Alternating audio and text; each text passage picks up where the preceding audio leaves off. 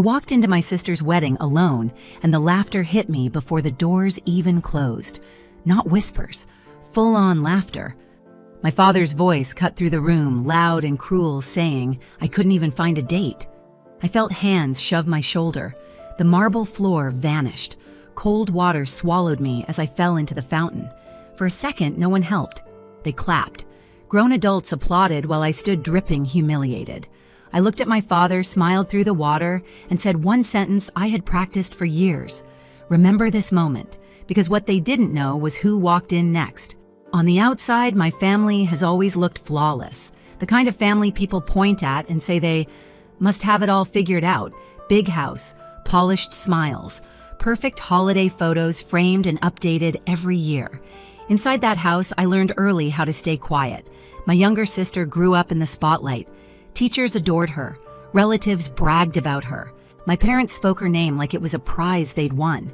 I was the other one, the responsible one, the one who didn't cause problems and didn't get noticed either. At family dinners, conversations floated around me like I wasn't sitting at the table. If I did speak, my mother would smile tightly and say, "That's nice, sweetheart," before steering the topic back to my sister. My father preferred silence from me. Silence was obedience. Silence meant I wasn't embarrassing anyone. Birthdays were quick affairs, a cake from a grocery store, no candles some years. When I turned 16, my father forgot entirely. He remembered my sister's piano recital that night, though. I stood in the kitchen holding a plate, listening to applause echo from the living room. As I got older, I learned how to survive by being useful. I worked hard. I stayed disciplined. I built a career that demanded precision and calm, where mistakes mattered and emotions didn't get you far. Outside my family, that discipline earned respect. Inside it, nothing changed. By my early 30s, I'd stopped explaining myself to them. I stopped sharing achievements. I stopped correcting assumptions. It was easier to let them believe I was distant, difficult, too focused on work to build a normal life. That's why I showed up to the wedding alone. Not because I didn't have someone, because I did. I just knew my family would never treat that part of my life with care. They would dissect it, compare it, measure it against my sister, and find it lacking somehow. So I kept it private, sacred, untouched by their opinions. When the invitation arrived, thick paper and gold lettering, I hesitated. I hadn't seen most of my relatives in over a year. I already knew how this would go. The looks, the questions, the quiet judgments. Still, I went, because some part of me needed to see if anything had changed, and another part of me needed proof that it hadn't. The venue was impossible to miss. Glass white flowers, soft music, drifting out into the afternoon air. Everything about it screamed celebration. I stepped inside and felt instantly out of place, like I'd walked into someone else's life by mistake. The first thing I noticed was the seating chart. My sister's name sat dead center, surrounded by our parents' close relatives and the people who mattered. My name was printed in smaller font pushed to the edge, a table near the back, not technically excluded, just relocated. I told myself not to care. I folded the escort card once, then again, sliding it into my clutch like it couldn't hurt me if I couldn't see it. As I walked toward my table, heads turned, conversations dipped. I caught fragments as I passed. She came alone. I thought she was seeing someone. Still single, I guess. Someone smiled at me with the kind of pity that feels worse than cruelty. I smiled back because I'd learned that smiling kept things from escalating. At my table, distant relatives and acquaintances avoided eye contact, polite but curious. They asked safe questions. Work, traffic, weather. No one asked how I was. No one ever did. Across the room, my family laughed loudly. My father stood tall, glass in hand, soaking in attention. My mother leaned in close to my sister, adjusting something on her dress, her face glowing with pride. My sister caught my eye for a second. Her smile flickered. Then she looked away. I tried to focus on my breathing. The ceremony ended. Applause filled the room. Music shifted. People stood, moved, mingled. I stayed where I was, nursing a glass of water, watching dynamics I'd memorized years ago play out exactly the same. That's when my father started drinking faster. I noticed it because I always notice things like that. The slight change in his posture, the way his laughter grew sharper. His eyes drifting back to me again and again, like I was a loose thread he couldn't stop pulling at. A relative leaned down to whisper something to him. I couldn't hear it, but I saw his jaw tighten. His gaze locked on me. I felt it then, that familiar pressure in my chest, the warning signal. When my father stood up, the room responded automatically. Conversations quieted. Glasses paused mid-air. He had that effect on people. He always had. He cleared his throat and smiled, the practiced kind that looked good from a distance. Families are about showing up for each other, he said loudly, about pride, about not letting personal shortcomings distract from the bigger picture. Some people chuckled, unsure. I stayed still. His eyes found me. And sometimes he continued, voice hardening. You have to call things out when someone refuses to grow up. A few heads turned toward me now. I felt heat crawl up my neck. I knew in that moment that this wasn't a misunderstanding. This wasn't a slip. This was deliberate. And as he took a step in my direction, I understood something else too. He wasn't done. My father didn't lower his voice when he reached me. He didn't need to. The room had already bent around him, waiting. He looked down at me like I was a disappointment he'd finally decided to address out loud. Still showing up alone, he said loud enough for the nearest tables to hear. At your sister's wedding of all days. A few uncomfortable laughs rippled through the crowd. Someone coughed. No one intervened. I felt my mother's eyes on me from across the room. She didn't move. My sister stared at the floor, lips pressed together like this was none of her business. I stood up slowly, not to argue, not to defend myself, just to stand. I'm here to celebrate, I said evenly. This isn't the time. That should have been the end of it. It never was with him. He leaned closer, breath sharp with alcohol and anger. The time he scoffed. You've wasted enough time. No partner, no family of your own, just excuses and that job you hide behind. More laughter, louder this time. Nervous, but eager. I opened my mouth to speak, then closed it. I knew better. Any word from me would only feed him. That's when his hand hit my shoulder. It wasn't dramatic, just firm enough, just sudden enough. The world tipped. For a split second, I saw the ceiling lights blur. Then the air rushed out of my lungs as cold water swallowed me whole. My back hit stone. My dress ballooned, then clung heavy and useless against my skin. The shock stole my breath. When I surfaced, water streamed down my face hair, plastered to my cheeks. I heard gasps first, then clapping. Not everyone, but enough. Enough to make it clear I was alone. I gripped the edge of the fountain and pulled myself upright.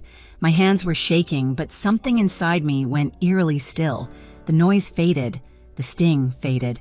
Even the humiliation dulled, like someone had turned the volume down on pain. My father stood there, chest rising and falling, jaw set. For the first time, I didn't see authority. I saw loss of control. I looked at him through dripping lashes and smiled. Not big, not angry, just calm. Remember this moment, I said quietly. He blinked, confused by my tone. A few people shifted uncomfortably. The clapping died. I stepped out of the fountain water, pooling at my feet, and walked away. No rush, no tears, just wet fabric and steady steps across an expensive floor. Inside, something old had finally collapsed, and something else had taken its place. I changed in the restroom down the hall. Someone had handed me a towel without meeting my eyes. Another person whispered that they were sorry, then disappeared. The mirror showed me a version of myself I barely recognized. Wet hair slicked back, makeup streaked thin, my hands steady. I dried my face, tied my hair, and stood there until the noise in my head settled. When I checked my phone, there was a single message waiting. On the way, no punctuation, no reassurance, just fact. I walked back into the reception with a calm that surprised even me. Conversation stumbled when people noticed I wasn't hiding. I took my place near the entrance, not the family table, not the back. Somewhere neutral, somewhere visible. Time moved differently then. 5 minutes felt long, 10 felt endless. My father avoided looking at me. My mother pretended nothing had happened, laughing too loudly with people who didn't know where to put their eyes.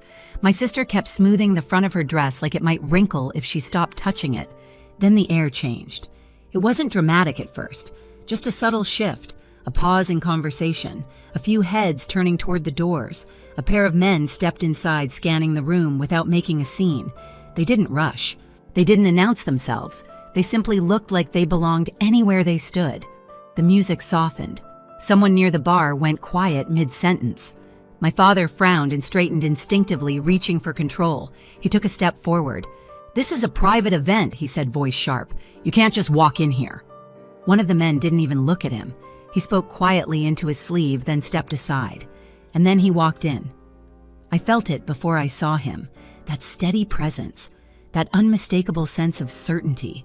He wasn't dressed to impress. Dark suit, clean lines, nothing flashy. But people moved out of his way without being asked, not because he demanded it, because something about him made space. His eyes found me instantly. Relief hit my chest so hard it almost hurt. He crossed the room like it belonged to him, stopping only when he reached me. His hand found mine, warm and grounding. "Are you okay?" he asked softly. I nodded. "I am now." He kissed my forehead, quick and familiar, then turned to face the room with me still beside him. Not in front of me, with me. My mother stared at us like she'd missed a step in a dance. My sister's smile slipped. My father's confusion sharpened into suspicion. And who my father said slowly, "Exactly, are you?" The man beside me didn't raise his voice. He didn't need to. "I'm her husband," he said. "We've been married for a few years." Silence fell hard. Someone laughed too loud, too fast. "That's not funny." My husband didn't react. He simply waited. My mother found her voice first. "Haley," she said, smiling too tightly, "why are you doing this today?" I looked at her then, really looked. Doing what? "Creating a scene," she said. "On your sister's wedding day," my husband's hand tightened slightly around mine. He spoke before I did. "The scene already happened," he said calmly. "I just arrived after it." A man near the back pulled out his phone, scrolling furiously. His eyes widened. He whispered something to the woman beside him. She covered her mouth. My sister took a step forward. "This is ridiculous," she said. "She doesn't have a husband. She would have told us." "Would I?" I asked quietly. She froze. My father's face flushed. "You expect us to believe you married someone like him and never mentioned it?" My husband nodded once. "Yes." Why, my mother asked the word slipping out before she could stop it. I answered, "Because you don't listen. You compare. You minimize. And I wanted something in my life that didn't belong to this room." The murmurs grew louder now, pieces connecting. Someone said my husband's name under their breath like they were testing it. Someone else said it louder. A third person gasped. My father went pale. "That's not possible," he said, though his voice lacked conviction. My husband met his gaze, unblinking. "It is." The authority in his tone wasn't aggressive. It was final. My father looked around, searching for backup that didn't come. His shoulders slumped just slightly. "I saw what you did," my husband continued. "I heard what you said, and I watched people applaud." The room felt smaller suddenly. Hotter. "You pushed your daughter into a fountain," he said evenly. "Publicly. Intentionally." "That's between us," my father snapped. "Family business." "No," my husband said. "That ended when you made it public." A woman near the front spoke up hesitantly. "I saw it too."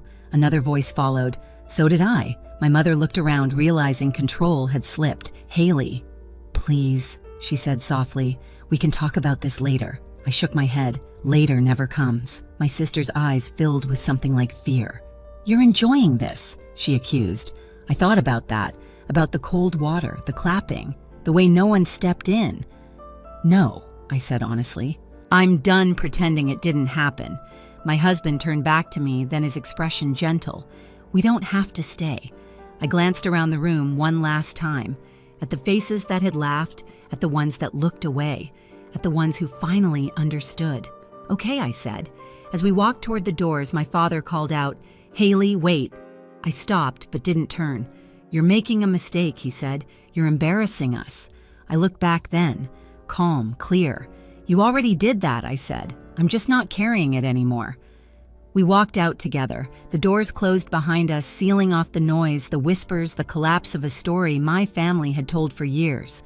In the quiet outside, my husband squeezed my hand. "I'm proud of you," he said. I breathed in, deep and steady. For the first time, I believed it mattered. The fallout didn't explode. It sank. By the next morning, messages started coming in, not apologies, questions, careful ones. The kind people ask when they realize the story they've been repeating no longer holds. My father didn't call. He sent a short text asking to talk when things calmed down. That was new. Control had always come from volume with him. Silence meant he'd lost the room. My mother reached out twice, then stopped. I heard later that friends had begun to distance themselves, uncomfortable with what they'd witnessed. Image once cracked doesn't mend easily. My sister avoided me. When we finally spoke weeks later, she didn't argue. She just said she needed time. I didn't offer reassurance. For once, I let her sit with discomfort. What surprised me most was how light everything felt. No rage buzzing under my skin, no urge to prove anything, just clarity. I didn't cut my family off completely. I didn't punish them. I simply changed the rules. No public performances, no comparisons, no dismissing what I do or who I am. If those boundaries were crossed, I left, quietly, immediately. Some adjusted, some didn't. And I was okay either way. At home, life returned to its steady rhythm. Coffee in the mornings, work that mattered, evenings where I wasn't bracing myself for judgment. The humiliation didn't define me anymore. It became the moment I stopped carrying what was never mine to hold. For a long time, I thought family approval was the proof that I mattered. Now I know better. Your worth doesn't come from people who only love you when you're small, quiet, or useful. Sometimes the strongest thing you can do is step back and let the truth speak for itself. If you've ever been hurt by your own family, you're not alone. Share your story in the comments and subscribe so you don't miss the next one.